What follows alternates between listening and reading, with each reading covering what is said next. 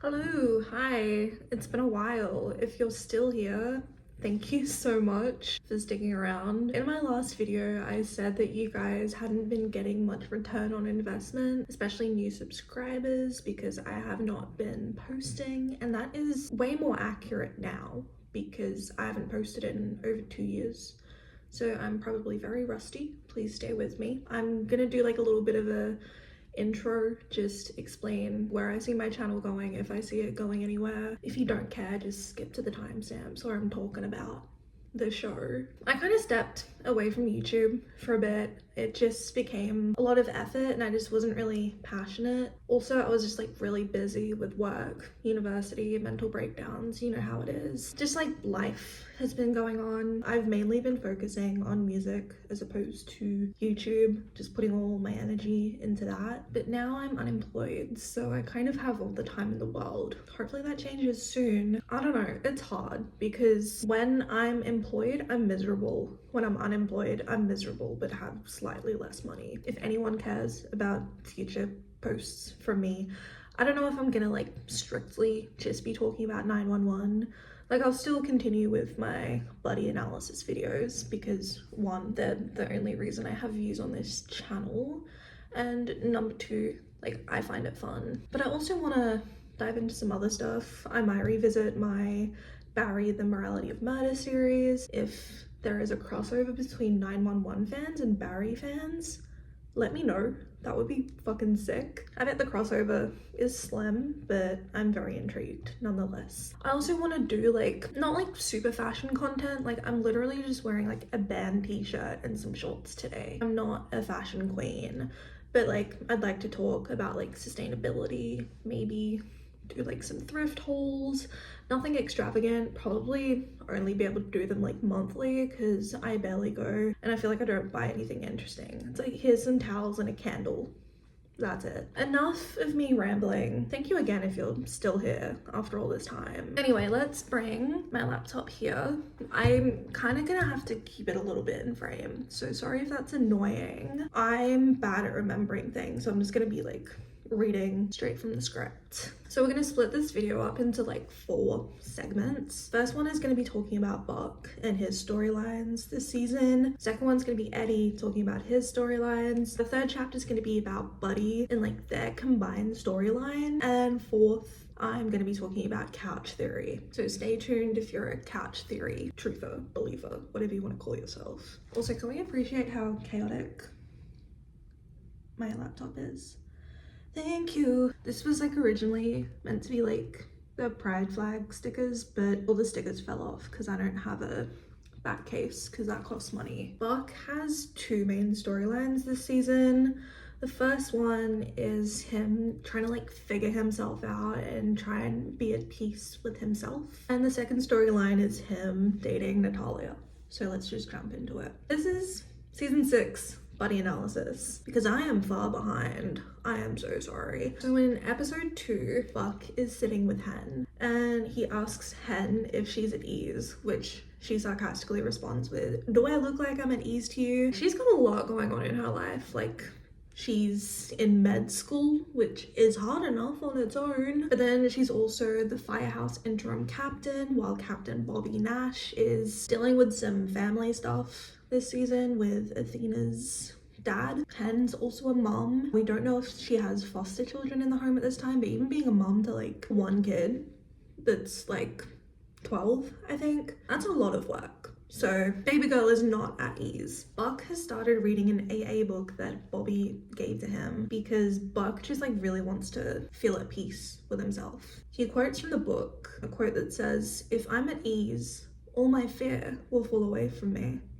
Buck, my love, what are you fearful of? Later on in this episode, there's a scene where there's like a convention called the Happiness Symposium where 3 retired men are attending it because they're trying to find happiness. The building crashes down on them. The man in the blue shirt, his name is Lev. He is separated from his 2 friends. When the building falls down on Lev, Buck goes to him and asks, why a happiness symposium?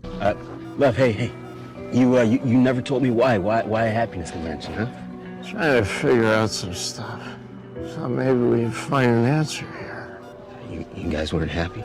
And Lev explains that he was trying to figure some stuff out, like he's lived his whole life doing what he was supposed to do. You live your whole life doing everything you're supposed to. Marriage, kids, big house, nice cars, weekends at the shore. Well, hey, that doesn't sound too bad, right? Wasn't. It's just this 40-year blur of work and family. Never enough time. Until one day work stops. And everything finally comes into focus. You're not sure what you're looking at. What was the point of any of it? Lev is crushed by the building, and the team don't have enough people to get him out of there, as he will most likely bleed to death anyway. After the building is lifted off him, the team have to make a choice between saving a kid who's maybe like late teens and Lev, and one of the firefighters, Chimney, tells Hen, who's interim captain, that Lev will like most likely die anyway, but the kid's got a better shot. So they decide to save the kid. I think it's Lev who actually says, like, go save the kid. Before he goes unconscious, he says that he, quote, got what he came for. I think I get it now. After they save the kid, who is also buried, they then play in the background of this scene a slowed down version of Don't Worry, Be Happy, which feels so fucking cruel and unnecessary. Why would you do that to me? And Buck is doing compressions to try and save him, but while he's doing compressions, Hen announces his time of death. Later on, their shift at the 118 firehouse has ended, and Buck and Hen have a heart-to-heart. Buck asks Hen what she thinks Lev meant by "I get it now," after he finds the answer to happiness, as he died before he could share the secret to happiness. Buck asks Hen what she thinks the secret to happiness is, as she always has the right answers. Mama Hen for real. Hey, what do you think he meant? You know, he said, "I get it now." And his eyes got all bright. He looked up to the sky like he just found happiness. I was there, Buck. It was like he solved this great mystery. And then he died before he could share it. So he spent his whole life trying to figure it out, and he finally gets the answer right at the end. What do you think it is? The secret to happiness? Your Hen. You always have the answers. She tells him that some answers you have to find on your own. Could this be a double meaning for sexuality, bisexuality, queerness as a whole? Oh my god, I forgot about another storyline, which is Buck being a sperm donor. So in episode 4, Buck meets up with his old college roommate named Connor and Connor's wife, who's named Cameron. Cameron and Connor are talking about their fertility issues, specifically in regards to Connor's fertility issues. And they ask Buck if he can be their donor. But we're looking at other options, specifically sperm donor options. Nice. Which is why we actually invited you to dinner. We wanted to know if you'd consider being our sperm donor.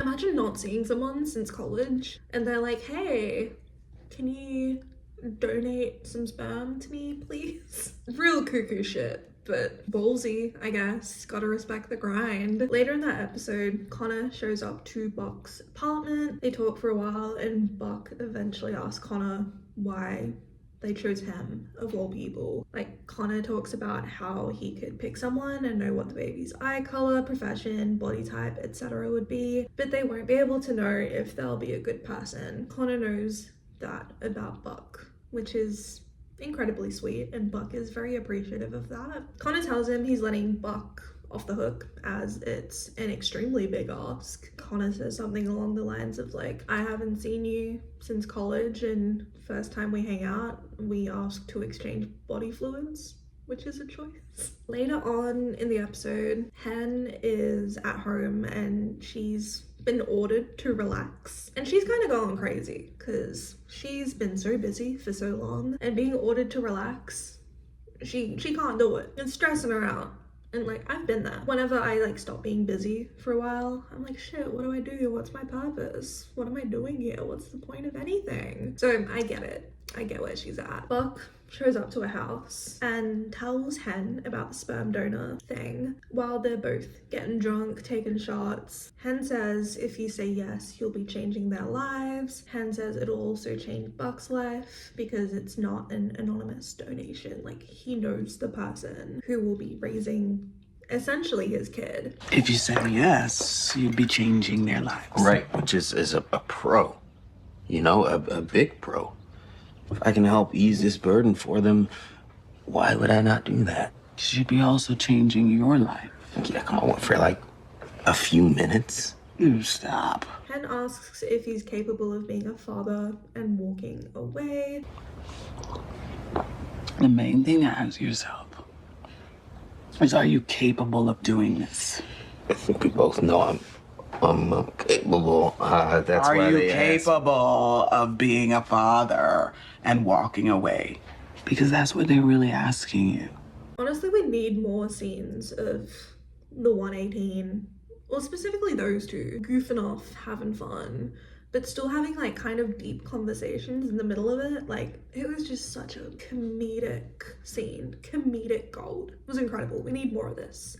Please. Send it to me, Rachel. In the final scene of this episode, Buck invites Cameron and Connor over. Buck tells Cameron and Connor that he hasn't figured out what he wants in his life and where he is, but it's clear to him that they know what they want and he wants to help them have that. So Buck says that he will be their sperm donor. Yay. In episode 6, Captain Bobby has put on like a massive feed, massive spread at the firehouse to welcome Hen back to the 118. She took a bit of a break. However, the only thing that Buck is having is a green smoothie. Hen notices and is like, what's going on? Buck discloses to Hen that he's decided to be the sperm donor for Cameron and Connor and that he's trying to set them up for success. Hence the green smoothie. He's also abstaining from alcohol, junk food, red meat. He is, quote, trying to keep the tank full to not let the swimmers escape for longer than expected. You know, I'm trying to keep the tank full, not let swimmers escape. So you haven't? Nope. Not even once. For how long? Longer than expected. So 4 weeks of abstinence. 4 weeks. How's that been? It's starting to feel like a whole other kind of emergency. It's been 4 weeks. Poor guy. And he's had a string of bad luck at the fertility clinic, such as authorization forms not being sent to the clinic, it being closed for lunch when he tries to go there, a nurse fainting when she's about to draw blood. Yeah, he's just having really bad luck. So later in the episode, Cameron and Connor show up to the firehouse. They ask Buck if everything's okay because he didn't show up for his appointment at the fertility clinic. They tell him that it's okay if he's changed his mind. He said that it's been hard between the work hours and the clinic's hours, and he's trying to keep it a secret from the 118, which they found out. And I want the tops of all those vehicles clean. Left my turnout. All of them clean. Yeah, after this call. Towards the end of the episode, Buck is on the way to the clinic. His car breaks down on the way to the clinic. Instead of ordering an Uber, he runs to the clinic, which is 1.8 miles away. I don't know what the conversion rate from miles to kilometers is, but I feel like that's a long way to run. Kudos to his dedication. He makes it to the clinic in time and he's finally able to make his donation. Yay! In episode 11, Buck is in a coma because he got struck by lightning. In this coma dream that Buck is having, he's realizing a lot of things. One of the main ones is that Coma Buck finds out that Bobby in the coma dream died due to alcoholism. I got some really bad news for you. Captain Bobby Nash, he died 5 years ago. What? Yeah. Bobby Nash is dead. In season 1, there was a plane crash incident that really triggered Bobby. I don't remember why, but it just like really got to him. Bobby was tipped over the edge and fell back to his addiction. In real life, Bobby shoved Buck up against the wall, and that's when like Buck and Hen noticed that something was wrong, because he's like never done something like that before. But in the coma, Hen said that she would have known something was up if that happened. So if Buck wasn't there, if he wasn't at the 118, who knows what would have happened to Bobby? Would he have died? I don't know, but his fate maybe would have been worse. So like Buck is kind of realizing all these things while he's in his coma. The main realization he comes to is that he's enough being who he is, and he doesn't have to prove his worth to anybody, which we love. We love growth. Basically, you were Buck. Yeah, I was Buck. And that's enough? I think it is. Sounds like someone just figured out the answers for himself. Especially because throughout the series as a whole, he's really tried to just like prove himself, and like him realizing that he doesn't have to do that anymore to get other people's approval is so big. We love character growth. In episode 15, a lady by the name of Marie is holding a funeral for herself when a car crashes into the funeral parlor. I believe it's called a living funeral. I don't know if this is a thing in real life, but this is the episode that we're in, so we're going with it. In this scene, Marie is crushed by a car. The death doula, which is like the person that helps the individual to come to terms with their death. In this scene, her name's Natalia. Natalia and Buck super flirty vibes. Buck says, "I thought my job was interesting," when he found out what she does. To which she replies, "You just lifted a car off a human being. I'd say your job is pretty interesting." Buck checks out Natalia's hand, wink wink, nudge nudge. They talk about Natalia's job, saying that she helps people accept their death. Natalia asks to grab a coffee with him, as he spoke to her about him being struck by lightning and being dead for like 3 minutes. Buck says yes, and they're just being super flirty. In episode 17, Buck and Natalia are on a date at a bar. Natalia said she was surprised to get his text, as she was afraid she came on too strong to him. While they're at the bar, Lucy, who made out with Buck in season 5, comes up and says hi to Buck. She says she misses the 118 and that she's no longer one of the cool kids. Buck replies with something along the lines of, yeah, because rappelling out of helicopters is not cool or anything. And then Lucy says, "You know what I think is really cool? Buck, after a few tequilas. Or mezcal. I mean, some pretty crazy things have been known to happen, am I right?" Shut the fuck up. Shut the fuck up forever. Buck obviously feels awkward and just replies, Really good to see you, Lucy. Natalia says to Lucy, "So I've heard you have some stories," which Buck tries to get out of. Lucy is then summoned to go back to her pool table as it's her turn. Saved by the bell, thank God. Natalia notices that Buck is flustered, which he responds with, "What? Because of her? That was never a thing." You're flustered.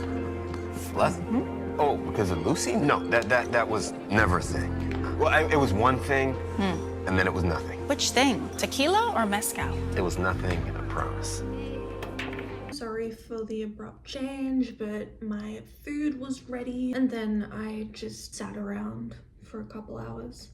Now I'm back, so if anything's changed, mind your business. So episode 17, the scene after the bar scene, some time has passed, and Buck invites Natalie on another date, this time to his apartment, which Natalie responds is more her speed. While he's pouring her some wine, Taylor Kelly, remember Taylor Kelly? I wish I didn't. Taylor Kelly appears on TV with an interview about a book she wrote about her experiences with the 118. Natalia asks if he had a non-thing with her too, which Buck says he'll explain over dinner. During and after dinner, Buck tells Natalia about all of his dating experiences, of which he has a lot of stories. It's like no judgment, that's just like facts. Natalia seems pretty receptive, saying that it's a lot, but that she can also be a lot sometimes. And girl, me too. So we have that in common. When Buck tries to go in for the kiss, there's a knock on the door from Cameron, who barges in saying that she had a fight with Connor and that she doesn't know what they're gonna do about the baby. Natalia is uncomfortable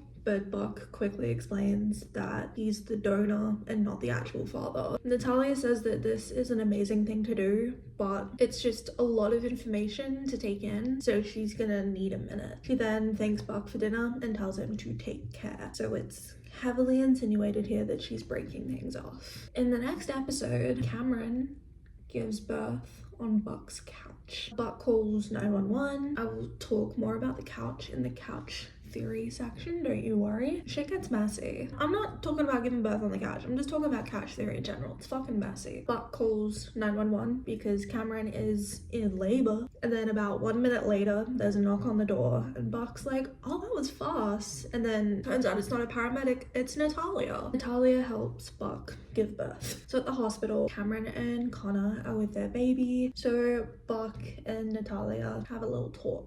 Buck asks why Natalia came over because he thought that they were no longer talking. Natalia said that she overreacted when she said that Buck had a complicated life while literally walking in on a woman giving birth on his couch. Not just any woman, but the woman with whom he's the sperm donor for, so then she can have a baby. So at the end of this season, Natalia and Buck are still dating. They're still together, whether we like it or not, and I will talk a little bit more about their relationship in couch theory. So now we have Eddie, and his two main storylines involve him meeting Marisol, who is a love interest, and him being a father to Christopher, which I feel like is always a storyline, but like he is a father, so it makes sense that it would always be part of his storyline. Introducing Marisol in episode 5. This is when we as an audience and Eddie first meet her. So Marisol is renovating her house. Her brother is installing some like foam installation stuff with like a little hose. I don't really know how it works. As he's installing this stuff, he hits his head while the foam is still being like poured out, so he's kind of just like buried in it. She calls 911 to help get her brother out of the roof. There's no romantic vibes in this scene at all, at least none that I could see. The sole focus was just rescuing her brother. They ended up cutting a hole in the roof to get Marisol's brother out from the ceiling, and they save his life. Yay. At the end of this episode, Marisol's on the phone to her mother, explaining that there are no contractors who are able to take a job this small. And as she's on the phone with her mother, Buck and Eddie show up with a bunch of other people, I assume from the firehouse. I'm not entirely sure, but they're all there to help Marisol with the repairs, which we love. Another storyline Eddie has is him trying to like dip his toe back into the dating pool, or I guess being pushed into the dating pool. I guess that like feeds in with Marisol as well, but this storyline specifically kind of feeds into that, if that makes sense. In the opening scene of episode 14, Eddie goes to his Tia's house, Tia Pepper, who we love, because she says that there was some house emergency, but it turns out there was no emergency. Pepper was just setting him up on a blind date, and Eddie is not down for this at all. So in the next scene, Eddie is discussing this at the firehouse, and Buck suggests that he could just like not text her, which is like so fucked up, but so Buck. I mean, you could always just conveniently forget to text her. She's not gonna ghost her, Buck. Yeah, she already texted me. You guys don't understand. Vanessa's Tia Cuca is in on this too. That's the combined power of two Tias. That's huge. Now I gotta figure out how to let her down easy. Ooh, you're not good at that. No, I'm not. It's a terrible idea. It's not gonna end very well. Eddie goes on this blind date. He tries to let the girl down easy, but she beats him to it. Listen, Vanessa, I know our Tia set this up and everything, but full disclosure. You came to let me down easy. Yeah. I'm sorry, I'm afraid I'm gonna have to beat you to the punch. Eddie, you are one of a very long line of nice Mexican boys that my Tia Cuca has tried to set me up with for the last year. They work on a cover story to tell their tias about how they had a great night, but ultimately decided that they were better as friends. Only one problem though. What's that? My Tia's gonna grill me. So's yours. Yes. Okay, so we gotta get our story straight. Yeah. Okay. You took me to La Fonda. I had the milanesa de pollo. You had the mole poblano. Yeah. You paid, held the door for me. I got a little drunk. We had a lovely evening and we talked and talked, but ultimately we decided that we'd be better off friends. And my tía knows that I don't like mole, so that's not gonna fly. Chile verde. Better. In the next episode, episode 15, Eddie and Chris are at Shannon's grave. Shannon is Eddie's ex-wife and Chris's mom. Chris is giving life updates to his mom, saying that he aced his science test and that Eddie and Chris have got a solar oven so they can make s'mores every night. But Eddie points out that not every night because solar ovens don't work at night, hence solar. Chris then asks Eddie if he thinks that Shannon can hear them when they talk to her, which Eddie says yes. Chris then says that he wished his mom could talk back, which is so heartbreaking. To make him feel better, Eddie suggests that they go to the shops on the way home to buy some stuff to make s'mores that evening. Chris then asks if he can make an extra s'more for Mom, which Eddie says of course. Later on in the episode, Eddie gets the 3 s'mores out of the oven while Eddie and Chris are watching telenovelas. When he gets back from getting the s'mores out of the oven, Chris is fast asleep. I talk about this in Couch Theory, but in an earlier episode, Buck fell asleep on Eddie's couch. So it's very like Buck is just like Chris and Chris is just like Buck, father and son, if you will. Eddie then puts a blanket on Chris, which is adorable. I wish he put a blanket on Buck, but we can't have everything. Eddie goes to the kitchen and just like stuffs the s'more in his mouth, which same. He then looks at a picture of Shannon and Chris, and then he calls his mom to see if he can come visit them in El Paso the next weekend. He tells his mother that there's no better time than now. And I think earlier in this episode, Buck says something along the lines of living in the now and just being in the moment. So it looks like Buck really got to him coming in clutch. In episode 17, Eddie is talking about his weekend plans to the 118 when they're at the firehouse. And he says he's planning on how he's going to say no to Tia Pepper, trying to set him up on another blind date. I gotta figure out how to say no to another date my tia set me up with. Just download a dating app. I did, but I can't bring myself to open it. So true, so real, been there. I'm still there if I'm being real. In a scene shortly after, Eddie is texting Tia Pepper, in which Tia says, I have someone else for you, which Eddie responds to with, Tia, I can find my own dates. When these texts pop up, the shot switches from Eddie texting to Christopher in front of his computer. Am I stupid or is Christopher messaging Eddie instead of Tia? Is he trying to set his dad up?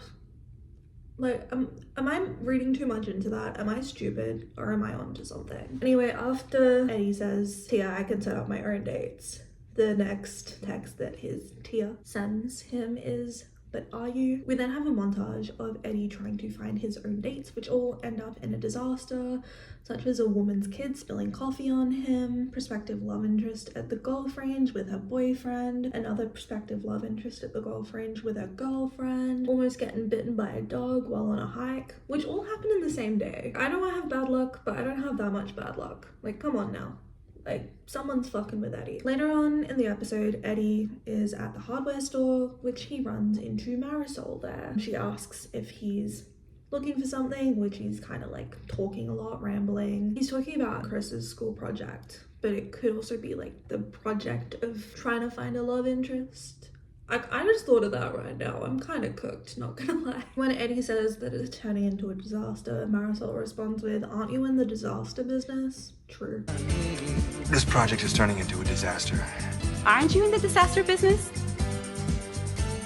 Marisol. Eddie then says something along the lines of, please don't tell me that the roof is caving in on you, which Marisol responds with no, that Buck and Eddie and the rest of whoever fixed the house did a good job repairing it. She says she's there because her brother's house needs a lot of work. So either A, Marisol's house, she's decided to give it to her brother, or B, this is like a plot hole where they forgot that it was Marisol's house to begin with, because that was what they said in episode 5. Chris explains that he's there for his son Christopher's school project, and she helps him find something for the project. He thanks her and then he walks away, and like Eddie kind of like glances back but she's not looking, and then he keeps walking, and when he's not looking, she kind of glances at him. And her finding something for the project could also be a double meaning of like the project of Eddie trying to find a girlfriend has been fulfilled. In the end montage, Chris is hyping Eddie up to call Marisol. They have an awkward fucking conversation, which is just like me in any given circumstance, if I'm being real. Marisol then asks Eddie out, which he then high-fives Christopher over, and while Eddie and Marisol are still talking, Christopher asks, "How is he so bad at this?" Which is so real. I feel like someone would say this about me when I'm trying to like hit on someone, but I just don't know what I'm doing. Buddy time! So in episode 1, there's an emergency where like a wedding ring somehow goes through the person's heart. These emergencies are fucking crazy. But anyway, Buck is at this time trying to show that he's capable of being interim captain. And like Buck is just doing like real, like not stupid shit, but just like doing the most. How long has he been down? You heard there was a shooting. I got this one. Have you recovered the weapon? Negative. It's still embedded in the victim's chest. Okay, we better double time it. You guys know what to do. Let's go, come on. Hang in there, Dad. Help is here. What was your dad shot with? My tungsten wedding ring. Never saw that in combat. How exactly did this happen? I was trying to fish a ball out of the wood chipper, but my hand got sucked into the blade. My ring jammed it long enough for my hand to slide out, but then the ring just went through. Don't worry, Cap. Securing the perimeter. I'm on it.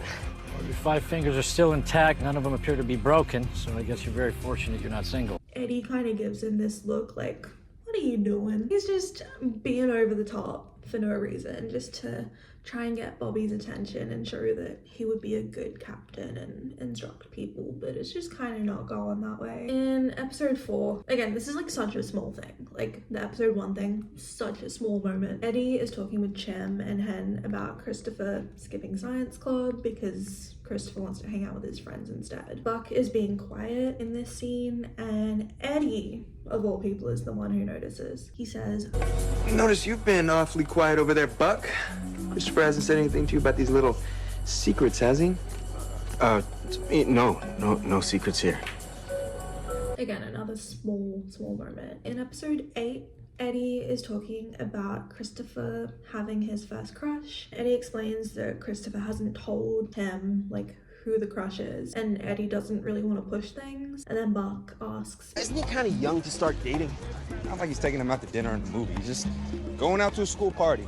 Look, there is nothing wrong with a little harmless adolescent infatuation. which is like such like protective dad energy. Eddie explains that it's not like a super formal like dinner and a movie. It's just like them going to the school dance where it's going to be like chaperoned and that kind of stuff. And then someone asks Buck how old he was when he had his first crush. So, how old were you when you had your first crush, Buckaroo?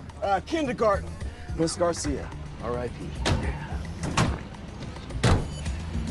And he said that it was his kindergarten teacher when he was in kindergarten. So clearly not too young, just so protective dad energy. In the next scene, the 118 are in the fire truck on the way to an emergency, and the conversation somehow turns into asking like who everyone's first kiss was. Eddie points out that the conversation has gotten off topic as Christopher hasn't kissed anyone, but gives him this look of like, are you sure about that? Oh, it sounds traumatizing. Illuminating. Realized I was kissing the wrong Suarez. His sister Martina was more my speed. Right. I think we drifted off topic. Christopher isn't kissing anyone. He's not. Right? And while they're on the way to this emergency, a couple have snuck onto the fire truck to try and have sex on it, which like is so dangerous. Don't do that, but like I get the appeal. The man falls off the truck and is in need of medical attention. In the next scene where they're like trying to rescue this guy or like help him, the 118 are trying to figure out how this man supposedly fell from the sky. Eddie is being practical, saying like, well, there's no tall buildings around. There aren't any tall buildings around here. Right, and unless that song was based in truth, I don't think it's ever actually raining men. And then Buck makes a joke about how unless the song is written in truth, then it's not actually raining men. And Eddie just gives him this like, this little look. Just small moments. This is all I have, let me have this. Episodes 10 and 11 is where like the fandom really went crazy. So towards the end of episode 10, there's a rescue in the rain when an apartment building is like caught on fire. While Eddie is putting Buck in his little harness, he says, "All right, cowboy, go get him."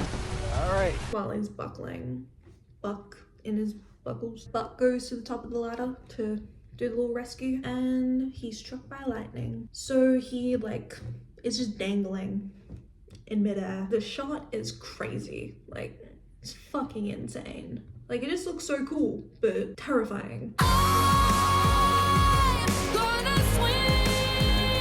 Eddie's the last one to notice that he's injured, but he's the first one to react. Or the first one to call out for Buck, at least. Eddie climbs up this like massive ladder to rescue him while he's dangling in midair. And he's just like screaming, like, I guess screaming, but just like yelling Buck's name over and over and over. Buck! Buck! Come on, Buck, hold on, buddy. Buck!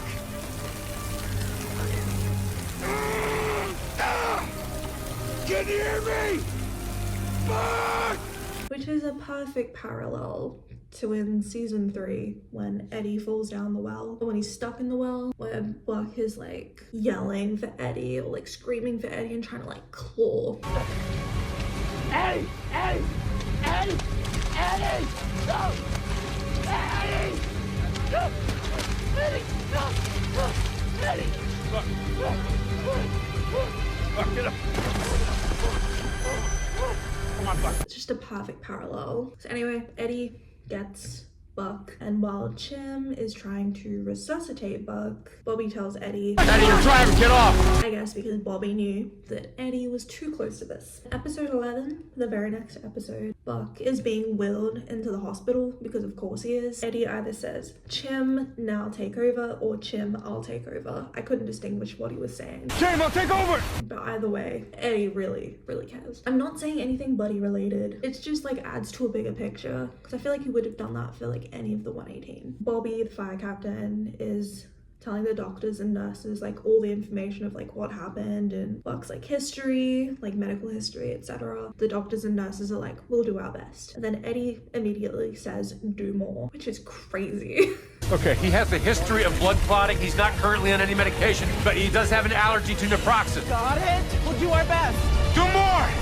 So while Buck is in his coma, in his little coma dream, the doctor in the dream tells him that next time he goes up a ladder, he should have someone spot him. And then he like flashes back to the real memory of Eddie like saddling him up and saying, all right, cowboy, go get him. And then Buck says like, I did have someone spot me. So that's iconic. And also in the coma dream, Coma Buck finds out that Eddie lost Christopher in a custody battle. In Coma Dream, Penn explains that Eddie lost Christopher to his grandparents in a custody battle because Eddie couldn't be a single father and a firefighter. And the reason this is not possible is because he never met Carla, aka a social worker who was able to look after Christopher while Eddie was at work. And guess who introduced Carla to Eddie? That's right, it was Buck.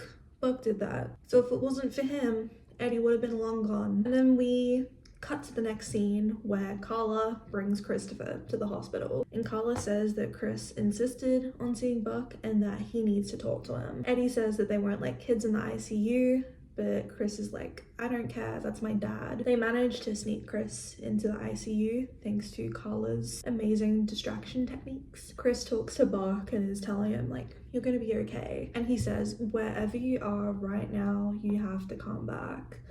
And Eddie is just like crying in the background. Like, I don't think he says a single word that scene, but his face says it all. Episode 13. For a little bit of context, Buck is now really good at math, apparently. In this episode, Christopher and Eddie are at Buck's house and Christopher's doing homework. Like, why couldn't Chris do his homework at home? Why do they have to go to Buck's house? But like, iconic. Chris asks Buck the square root of 62, which he answers perfectly to the decimal. Well, it's not a perfect square, so that would be 12.727, I think. That's right. This is awesome, Dad. Buck knows everything. Yeah. Chris is like really impressed and tells Eddie that like, Buck knows everything. Like, he's my cool dad. He's a cool dad. And Eddie just responds with, yeah, like, aw, you jealous? Eddie does some Googling and finds that people develop new cognitive abilities after a serious injury to the nervous system, such as being struck by lightning. There is like mixed research about this. I haven't looked at it for real, but Eddie explains that there's like mixed research about this. A few scenes later, Buck and Eddie are taking bets to see if Buck can actually do math in his head, and they are raking in so much money because Buck is like really good at math. So is this a boyfriend betting scheme? Later on in the episode, Buddie played poker. This is glorious. Eddie brings Buck to a low-stakes poker game with a few firefighters, most notably Captain Meta from season 4, when Eddie got shot. Buddie are like dressed so nicely. They're so cute. They are so dapper. They're so sharp. They are everything to me. In this little group, they're talking about how Buck was dead for 3 minutes, and Eddie like lovingly looks at Buck and says 3 minutes and 17 seconds. Eddie just looks like so in awe of Buck this whole time. I could be reading into this. Totally fair, totally valid, but that's just how I see it. Buck wins at poker because of course he does, like he's really good at math. When Eddie says it was a low stakes game, he was talking about literal stakes, like they win some stakes. Iconic. Later in the episode, there's an emergency where this like love egg vibrator type thing is stuck inside of a woman. Poor thing. The patient's husband then asks Buck the probability of this happening. Buck does the math in his head and says it's about like 0.3% or like 0.03%, something like that. Should this kid happen to anyone? Well, listen, they probably sell 50 million of these every single year. You know, half as many people buy blenders, and there's 7,000 blender accidents a year, so the probability of an accident like yours is 0.03%. The husband then talks about how he read an article that said 80% of women aren't satisfied with their partners. He explains that he's only ever been with his wife, so he didn't like his chances. Buck then attempts to do the math for all the partners he's been with, of which there's been a few, so the math doesn't look good there either, sorry. Buck is trying to do this math. Eddie interrupts him saying that he should probably do his job. Oh, God. I just read this article. Is your partner less satisfied than you think? They said 80% are not satisfied. I've only ever been with Patsy. They did not seem like good numbers for me. For you, for anyone. Well, if I do the math on all the women I've been with, that's... wow. Buck?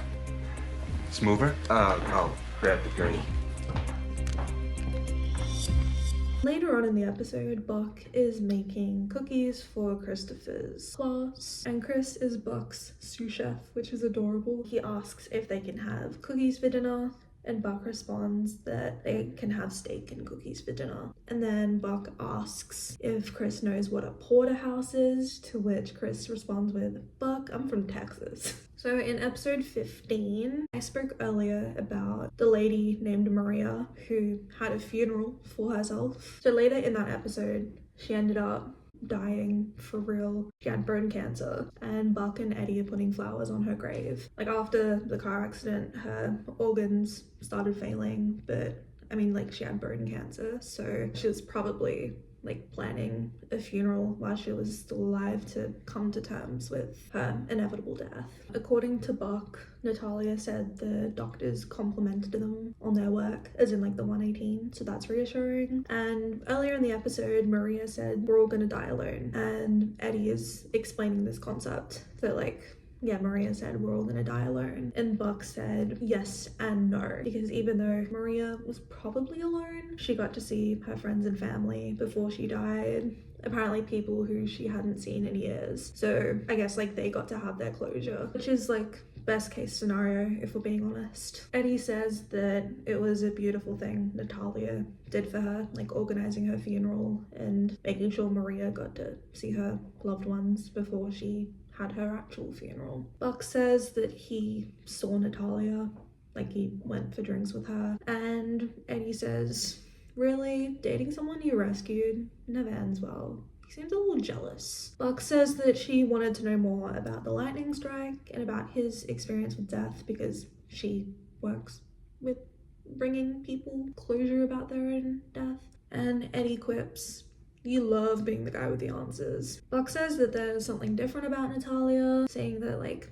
I feel like she sees me, like really sees me for who I am and what I've been through. Eddie gives him this look like, bitch, capital I see you, bitch. I've seen you through everything. I see you, I put you in my fucking will, you fucking bitch. Eddie then talks to Buck about the lightning strike, joking that he even tried to get rich off his new skills. But he tells Buck that he's noticed how he hasn't been the same since it happened. Buck says that he still doesn't know how to act and that it changed him. He feels like he has to try and be the same old Buck, mostly for everyone else though. Eddie replies with, you don't have to be anything for anybody, and no one is ever the same from one day to the next. Which like, is true. Like, we all go through life experiences that either like alter us dramatically, or we have like small changes where like we change our mind on certain things, and like that's important as long as it's not like problematic by any means. Like, people are allowed to change. Eddie says that experiences like this, they change us. So what changed in you? Buck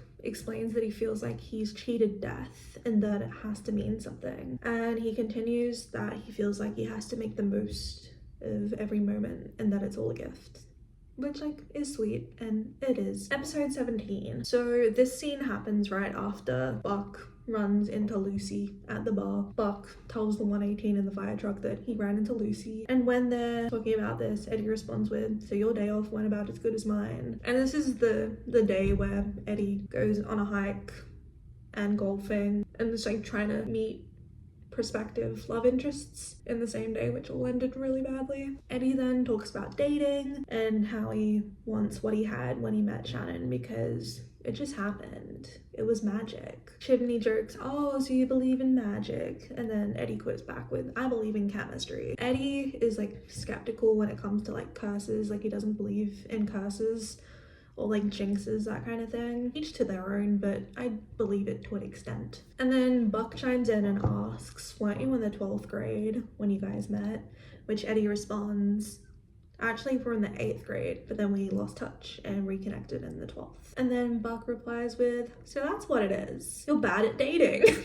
And then Bobby, being the firehouse dad that he is, he's like, oh, come on, Buck. It's a magic one. You guys in the 12th grade when you met? 8th, then we lost touch and reconnected in 12th. Okay, so that's what it is. You suck at it. All right, Buck, come on. Oh, come on. I mean, if he met his wife when they were kids, he hasn't really dated. So he sucks at it. Yes. Clearly you've mastered it, Buck. Buck explains that if Eddie and Shannon met when they were kids, then he hasn't really dated. But to be fair, didn't we go through this storyline with Anna in season 4? Like, he dated her. Maybe that doesn't count because it was COVID times and they couldn't really go anywhere, but like, Eddie's still bad at it. Like, I'm sorry, he just is. Buck is giving such like teasing boyfriend energy and I'm here for it. Okay, we're nearly at the end, folks. Thank you for sticking with me. We are now going to talk about the infamous couch theory. If you're interested in a dedicated video, I would recommend Buckley Please's video. It's a lot more structured than this video is and explains things a lot better than me. She also has a video following up with the resurgence of couch theory ? In season 8. So in episode 1, Eddie and Christopher are over at Buck's house and Buck is making them some lasagna. Buck in this scene is upset that Bobby chose Lucy over other people, but let's be real, mostly him for interim captain while Bobby goes on his honeymoon. The honeymoon didn't end up happening because Athena's dad like had a car crash due to a stroke. But regardless, I mean, they still needed an interim captain. Lucy was meant to be interim captain, but then she like broke her ankle or something. So then like Hen ends up taking over instead. Buck is talking about this choice of interim captain, saying, it's like he's choosing not to see them and everything they have to offer. are we still talking about the job? Or are we talking about some prospective love interests? Okay. I just want to know what these other candidates have that apparently I don't. Buck, you don't even have a couch.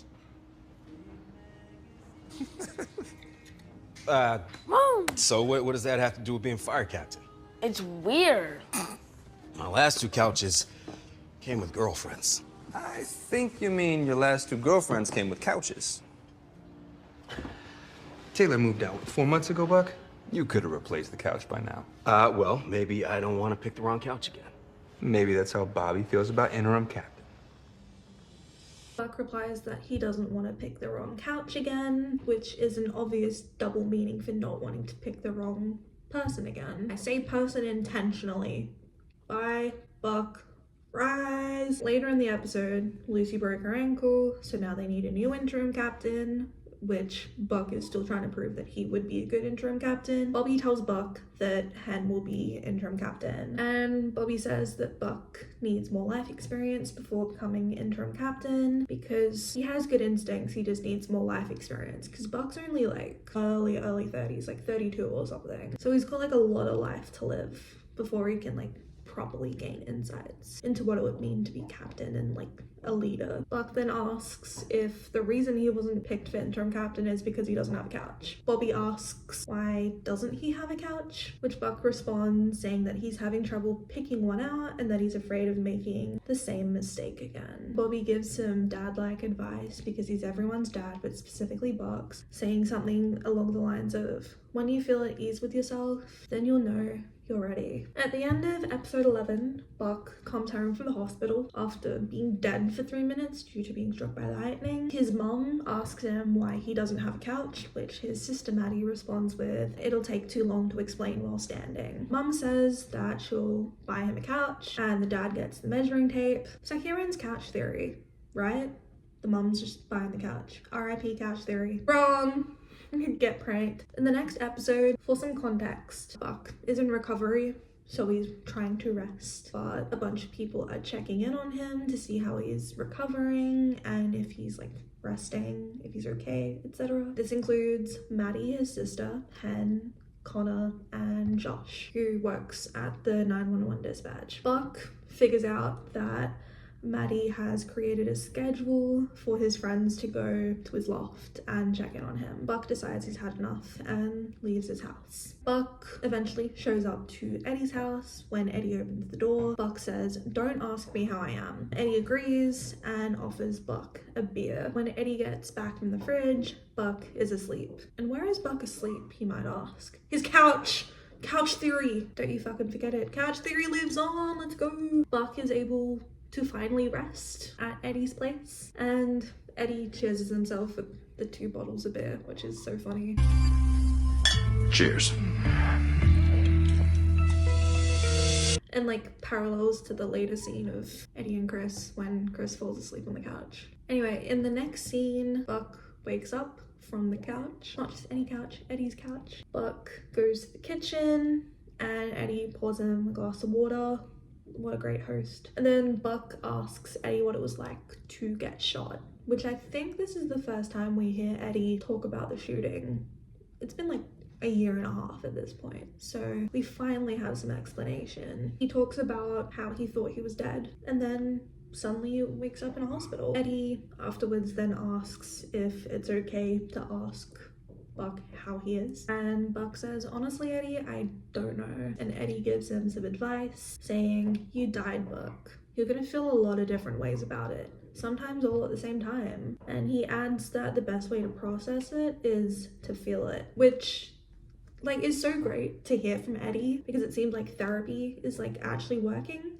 Like, we don't know if Eddie's still in therapy, but either way, it's working because, like, this is shit my therapist has told me, and this is shit, like, therapists on YouTube say is, like, a good thing to do. This is actually really good advice. So, as much as it sucks to, like, feel your feelings sometimes, like, it is so important and so necessary. Otherwise, it's just gonna, like, bottle up.